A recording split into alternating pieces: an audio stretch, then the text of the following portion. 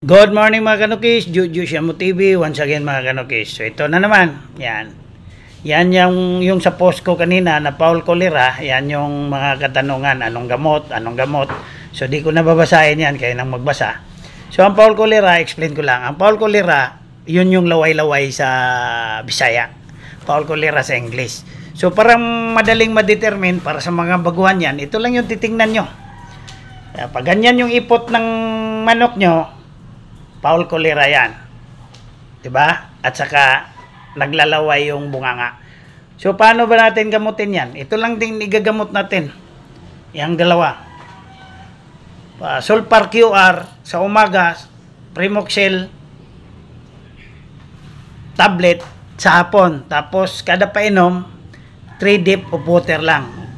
3 dip of water, 3 ganon lang. So, napakasimple mga kanukis. Diba? Oh, dali lang masyado. For 7 days. Straight. Oh yeah.